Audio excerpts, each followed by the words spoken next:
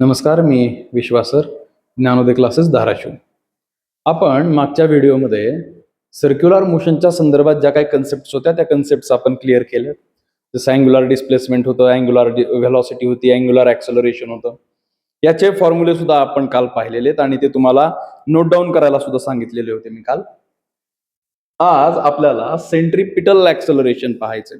बघा, सेंट्रिपिटल हा जो शब्द आहे तो दोन शब्दांपासून तयार झाला, एक सेंट्री आणि दुसरा पिटल. सेंट्रीचा अर्थ होतो सेंटर, सेंट्रीचा अर्थ काय होतो सेंटर, आणि पिटलचा अर्थ होतो टुवर्ड्स. याचा अर्थ काय माहिती आहे का, याच्यात आपल्याला ऍक्सेलरेशनची डायरेक्शन दाखवलेली आहे. ऍक्सेलरेशनची डायरेक्शन कुठं आहे, टुवर्ड्स द सेंटर, आणि त्यामुळे याला म्हणायचे सेंट्रिपिटल ऍक्सेलरेशन. मग हे जे सेंट्रिपिटल ऍक्सेलरेशन आहे याचं एक्सप्रेशन आज आपल्याला पाहायचं. मग समजा एखादा पार्टिकल आहे, त्या पार्टिकलचं मास m आहे आणि तो सर्क्युलर मोशन परफॉर्म करतोय. काय परफॉर्म करतोय, सर्क्युलर मोशन परफॉर्म करतोय. या सर्क्युलर मोशन मध्ये याची रेडियस वेक्टर आहे आर बार. आर बार काय आहे, रेडियस वेक्टर आहे, आणि या आर बार न इथं आहे पी पॉइंटला आहे तुमचा आर बार. तुमचा जो काय आर बार आहे तो कुठं आहे, पी पॉइंटला आहे. मग याचं हॉरिझॉन्टल आणि व्हर्टिकल कॉम्पोनंट आपल्याला काढावा लागतो. एक असेल याचा हॉरिझॉन्टल कॉम्पोनंट आणि दुसरा असेल याचा व्हर्टिकल कॉम्पोनंट. तर हॉरिझॉन्टल पासून यानं तयार केलेला जो काय अँगल आहे किंवा अँग्युलर डिस्प्लेसमेंट आहे ते आहे थिटा एवढं. अँग्युलर डिस्प्लेसमेंट किती आहे, थिटा एवढं. आता आपल्याला माहित असणाऱ्या गोष्टी लिहायच्या की angular velocity omega is equal to काय असतं रे बाळांनो, थिटा डिवायडेड बाय टी. याचा अर्थ which implies that theta is equal to omega multiplied by t. हा एक फॉर्म्युला आपल्याला मिळाला. आता हा तुमचा आर बार आहे, रेडियस वेक्टर. या रेडियस वेक्टरचं अलॉंग एक्स ऍक्सिस किंवा हॉरिझॉन्टल ऍक्सिसच्या अलॉंग एक कॉम्पोनंट असेल आणि व्हर्टिकल ऍक्सिसच्या अलॉंग एक कॉम्पोनंट असेल. हा कॉम्पोनंट आपल्याला काढायचा आहे. मग हॉरिझॉन्टल कॉम्पोनंट आपल्याला मिळतो आर कॉस थिटा. याला एक्स ऍक्सिस म्हणूयात आपण, काय म्हणूयात, एक्स ऍक्सिस. आणि याचा व्हर्टिकल कॉम्पोनंट आपल्याला मिळतो r sine theta. R cos theta आणि आर साइन थिटा. मग आपल्याला जर हा रेडियस वेक्टर डिनोट करायचा आहे वेक्टर क्वांटिटी मध्ये, तर आपण याला डिनोट कसं करणार, आपण याला डिनोट करणार r bar is equal to r cos theta i cap. I cap म्हणजे काय असतो, एक्स ऍक्सिसच्या अलॉंग असणारा युनिट वेक्टर असतो. आय कॅप काय असतो, एक्स ऍक्सिसच्या अलॉंग असणारा युनिट वेक्टर आहे, plus R sine theta j cap. J cap म्हणजे काय आहे, हा जो तुमचा वाय ऍक्सिस आहे या वाय ऍक्सिसच्या अलॉंग असणारा जो काय युनिट वेक्टर आहे तो युनिट वेक्टर म्हणजे जे कॅप आहे. मग मला काय करायचंय, ऍक्सेलरेशन काढायचंय. माझ्याकडे आहे व्हेक्टर पोझिशन वेक्टर आहे. मग या पोझिशन वेक्टरचा डेरिव्हेटिव्ह घेतला की मला काय मिळतं, व्हेलॉसिटी. आणि या व्हेलॉसिटीचा डेरिव्हेटिव्ह घेतला की मला मिळतं ऍक्सेलरेशन. मग इथं काय लिहायचं सांगतो, बघा इकडे लक्ष द्या सगळेजण. So therefore d r bar divided by D t करायचं आणि मग या सगळ्याचा डेरिव्हेटिव्ह घ्यायचा. इथं प्लस असल्यामुळं यांचा सेपरेट डेरिव्हेटिव्ह घ्यायला अडचण येत नाही. म्हणून मला काय मिळतं की d by D T of r cos theta. आता थिटाची व्हॅल्यू ठेवायची ओमेगा टी. थिटाची व्हॅल्यू काय ठेवणार आपण, omega t. So r cos omega t multiplied by i cap plus D by D T of, याला थोडस बाजूला सरकवतो आता पुरतं.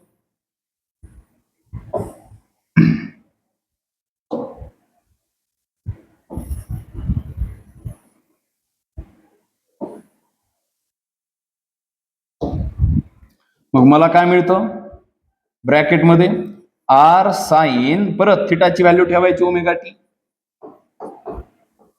Multiplied by J cap. आता याच आपल्याला डेरिव्हेटिव्ह घ्यायचा आहे. काय घ्यायचा आहे, डेरिव्हेटिव्ह. कसा घ्यायचा डेरिव्हेटिव्ह, लक्ष द्या. आता d r bar by D t म्हणजे हे झालं velocity v bar which is equal to r constant आहे बाळांनो आपलं. आर ची जी व्हॅल्यू आहे, आर म्हणजे काय आहे, रेडियस, आणि रेडियसचं मॅग्निट्यूड आपल्याकडे कॉन्स्टंट आहे. याला कॉन्स्टंट ठेवायचं, याला काढायचं बाहेर डेरिव्हेटिव्हच्या. सो आर कॉस ओमेगा टीचा डेरिव्हेटिव्ह घ्यायचा. कशाचा, कॉस ओमेगा टीचा. आणि कॉस ओमेगा टीचा डेरिव्हेटिव्ह आपल्याला मिळतो minus sine omega T. Minus sine omega T. आता एवढ्यावर थांबायचं नसतं बरं का बाळांनो.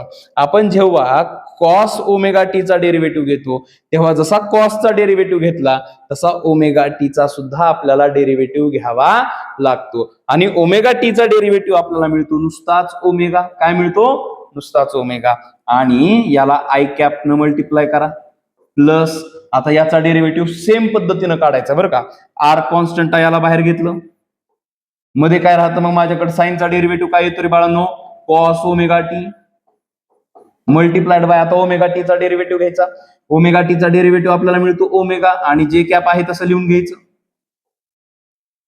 याला रिअरेंज करूयात. मला काय मिळतं मग इथं? या दोन्हीतून आर कॉमन निघतं बघा.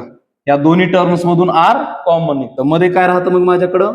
मायनस हे ओमेगा अगोदर घ्या, omega sine omega T I cap plus याच्यातून ओमेगा अगोदर घ्या, omega multiplied by cos omega T J cap. ठीक, इथपर्यंत काय अडचण? Okay.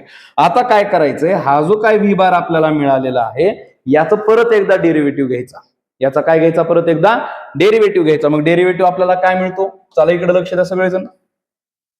So d V bar divided by D t is equal to आपल्याला मिळतं आर तर काय कॉन्स्टंट आहे म्हणून आपण त्याला बाहेर घेतलं जसं तसं. ओमेगा पण दिसतंय आपल्याला या दोन्ही टर्म्स मध्ये ओमेगा पण दिसतंय आणि ओमेगा म्हणजे काय आहे? अँग्युलर व्हेलॉसिटी आहे.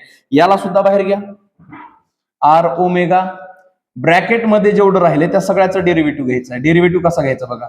D by D T of मध्ये काय राहतंय? Sine omega T I cap sine omega T I cap plus D by D T of cos omega T J cap. आता याचा डेरिव्हेटिव्ह घ्यायचा आहे. कसा घेणार डेरिव्हेटिव्ह? चला इकडे लक्ष द्या रे बाळांनो सगळेजण. आर ओमेगा आहे तसं ठेवलं, इथं मायनस पाहिजे बरं का, सॉरी.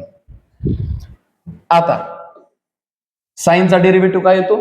कॉस. सो मी लिहिलं मायनसला मायनस, साइनचा डेरिव्हेटिव्ह काय आला? Cos omega T. एवढ्यावर भागते का आपलं? अजिबात नाही. आपल्याला काय करायचं? या ओमेगा टीचा परत डेरिव्हेटिव्ह काढायचा. ओमेगा टीचा डेरिव्हेटिव्ह काय येतो? ओमेगा, म्हणून ओमेगा आहे तसं लिहिलं प्लस कॉसचा डेरिव्हेटिव्ह येतो मायनस साइन, त्यामुळे प्लस मायनस काय होणार? मायनस. मला मिळतं मायनस साइन ओमेगा टी आणि परत ओमेगा टीचा डेरिव्हेटिव्ह येतो ओमेगा. काय येतो डेरिव्हेटिव्ह? ओमेगा. काय अडचण? बर, पुढं इकडे या. आता याच्यातून परत ओमेगा कॉन्स्टंट सॉरी कॉमन निघतंय आणि हे जे ओमेगा कॉमन निघलंय त्याला बाहेर घ्या. मला मिळतं आर ओमेगा स्क्वेअर ब्रॅकेट मध्ये राहतं minus cos omega T I cap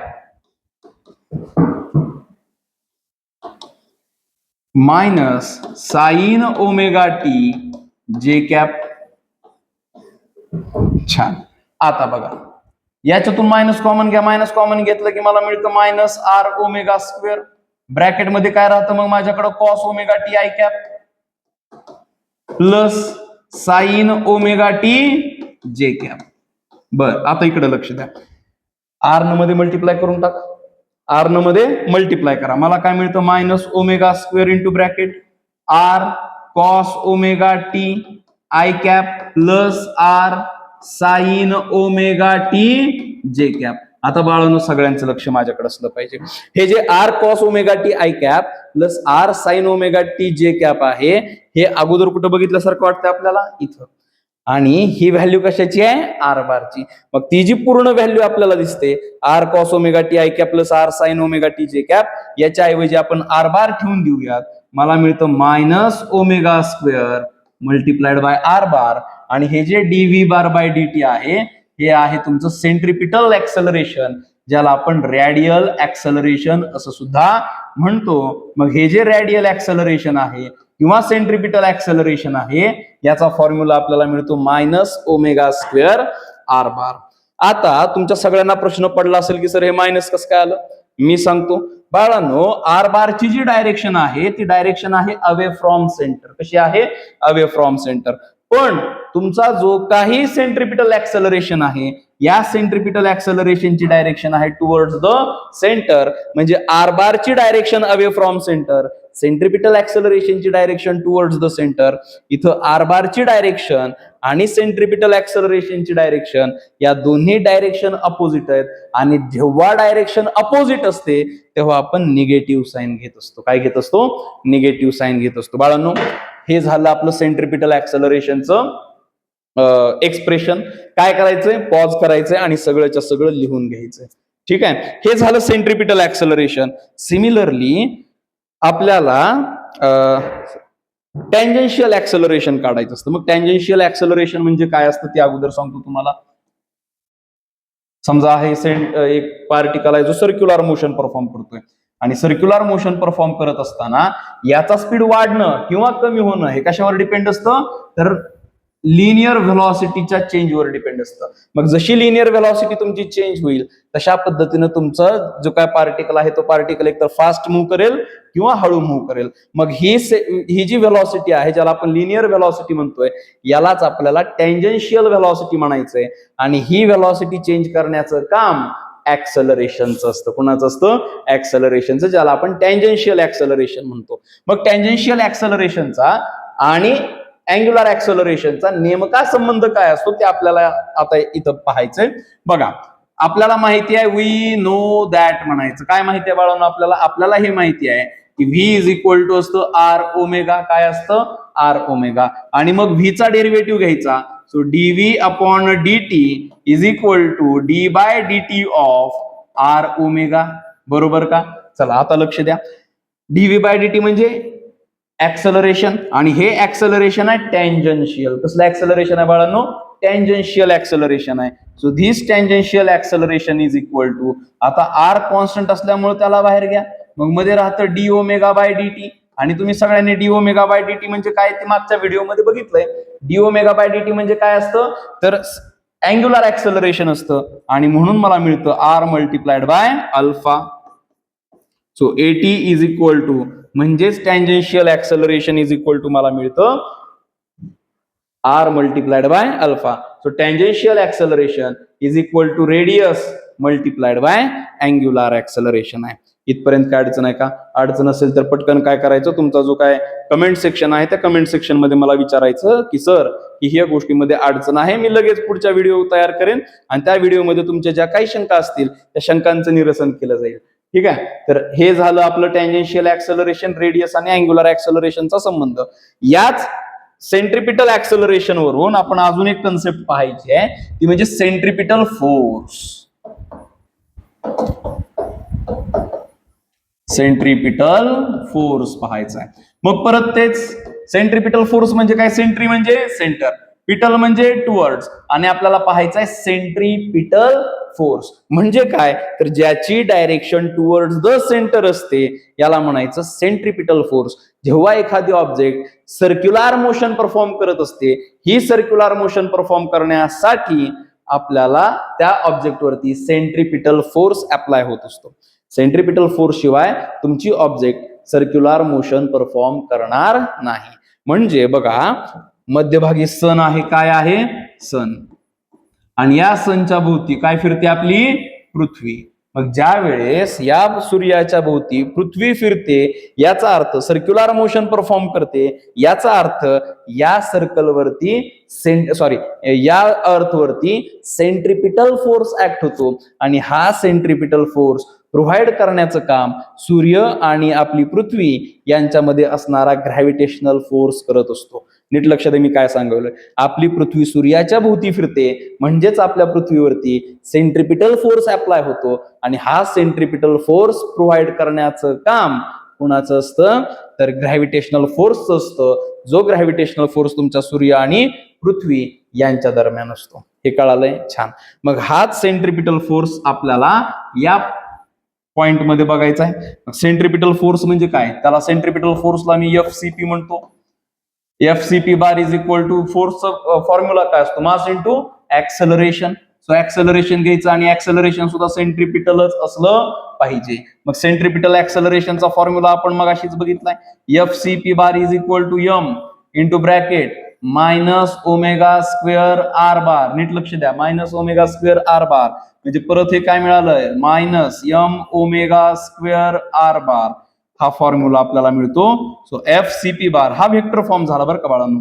हा कसला फॉर्म झाला, व्हेक्टर फॉर्म. याला जर समजा आपण स्केलार फॉर्म मध्ये लिहिलं तर मला मिळतं FCP is equal to M omega square R. हा झाला स्केलार फॉर्म. काय झाला, स्केलार फॉर्म. यालाच अजून कसं लिहिता येतं रे बाळांनो आपल्याला, याला लिहिता येतं M V square divided by R. हे झालं सेंट्रिपिटल फोर्सचा अजून एक formula, M V square divided by R. So centripetal force हा कारण आहे, it is responsible for the circular motion. Centripetal force is the responsible force for circular motion. तुमच्या पार्टिकलनं सर्क्युलर मोशन परफॉर्म केला पाहिजे, याच्यासाठी कुठला फोर्स रिस्पॉन्सिबल असतो, तर तो सेंट्रिपिटल फोर्स असतो, ज्याची डायरेक्शन टुवर्ड्स द सेंटर असते. कुठं असते, टुवर्ड्स द सेंटर.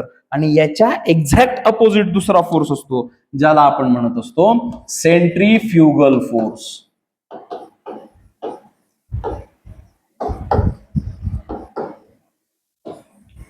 बघा, सेंट्री म्हणजे परत तेच सेंटर, फ्युगल म्हणजे अवे. ज्या फोर्सची डायरेक्शन सेंटर ऑफ सर्कल पासून लांब असते, सर्कल ऑफ सेंटर पासून दूर असते, म्हणजे सेंटर ऑफ सर्कल कडे नसते, याला म्हणायचं centrifugal force. Centre of circle पासून लांब फोर्स अप्लाय झाला की त्याला म्हणायचं सेंट्रीफ्युगल फोर्स. जसं मी सेंट्रिपिटल फोर्सच्या बाबतीत सांगितलं होतं की it is the force which is responsible for circular motion, तसं हा सेंट्रीफ्युगल फोर्स जो आहे, हा सेंट्रीफ्युगल फोर्स म्हणजे सर्क्युलर मोशनचा परिणाम असतो. सर्क्युलर मोशनचा परिणाम म्हणजे सेंट्रीफ्युगल फोर्स, आणि सर्क्युलर मोशनचं कारण म्हणजे सेंट्रिपिटल फोर्स. या दोन गोष्टी नीट लक्षात घ्यायच्यात, या दोन गोष्टी व्यवस्थित लक्षात घेतल्या पाहिजेत. बघा, जेव्हा तुम्ही एखादा दगड एका दोरीत बांधता आणि गोल फिरवता, गोल फिरवत असताना तुम्ही सगळ्याचा सगळा फोर्स सेंटरला अप्लाय करता, हा सेंट्रिपिटल फोर्स झाला. पण ज्यावेळेस तुम्ही गोल फिरवता आणि दगड जर बाजूला सटकला तर दगड हा सेंटर ऑफ सर्कल पासून लांब जाऊन पडतो. दिस इज द याला म्हणायचं तुमच्या सेंट्रिफ्युगल फोर्स त्या दगडावरती अप्लाय झाला, विच इज द काय म्हणू आपण त्याला, रिझल्ट ऑफ सर्क्युलर मोशन. आणि या सर्क्युलर मोशनचा रिझल्ट म्हणजे सेंट्रिफ्युगल फोर्स आहे, जो फोर्स सर्कलच्या सेंटर पासून थोडासा लांब अप्लाय होत असतो. मग या सेंट्रिफ्युगल फोर्स बद्दल काय सांगता येतं आपल्याला, बघा, सेंट्रिपिटल फोर्स असेल किंवा सेंट्रिफ्युगल फोर्स असेल, दोन्ही फोर्सेसचं जे काय मॅग्निट्यूड आहे आणि जे काही फॉर्म्युला आहे तो दोघांचा सेम आहे. बघा, सेंट्रिफ्युगल फोर्स त्याला मी CF लिहितो, is equal to M multiplied by acceleration. Acceleration सुद्धा सेंट्रिफ्युगल असलं पाहिजे, आणि हे येतं M omega square multiplied by R bar. आता तुम्ही सगळ्यांना प्रश्न पडला असेल, सर इथं कसं काय मायनस नाही, त्याचं कारण आहे बाळांनो. जेव्हा एखादी ऑब्जेक्ट किंवा एखादा पार्टिकल सर्क्युलर मोशन परफॉर्म करेल, आर बारची डायरेक्शन आणि सेंट्रिफ्युगल फोर्सची डायरेक्शन, या दोघांची डायरेक्शन सेम आहे, आणि डायरेक्शन सेम असल्यामुळे इथं निगेटिव्ह साईन येणार नाही. बरं, FCF is equal to M omega square R आलं. मग याला जर समजा मला स्केलर फॉर्म मध्ये लिहायचंय तर मी लिहिणार centrifugal force is equal to M omega square R, किंवा यालाच मी असं लिहिणार M V square divided by R. हे झालं सेंट्रिफ्युगल फोर्स. हा काय झाला, सेंट्रिफ्युगल फोर्स. बघा, मॅग्निट्यूड दोघांचं सेम आहे, पण तुमचा जो काही सेंट्रिपिटल फोर्स आहे तो ट्रू फोर्स आहे, आणि हा जो सेंट्रिफ्युगल फोर्स आहे याला आपण स्युडो फोर्स म्हणतो. काय म्हणतो, स्युडो फोर्स. स्युडो याचा अर्थ फॉल्स असा होत नाही बरं का. हा जो फोर्स आहे सेंट्रिफ्युगल फोर्स, हा फोर्स आपल्याला मोजता येतो, कॅल्क्युलेट करता येतो. नीट लक्ष द्या मी काय सांगतोय. सेंट्रिफ्युगल फोर्स आपल्याला कॅल्क्युलेट करता येतो, आपल्याला एक्सपेरियन्स करता येतो, पण आपल्याला या फोर्सचं ओरिजिन सांगता येत नाही. न्यूटनच्या लॉज नुसार आपल्याला हा फोर्स एक्सप्लेन करता येत नाही, म्हणून याला स्युडो फोर्स म्हणायचंय.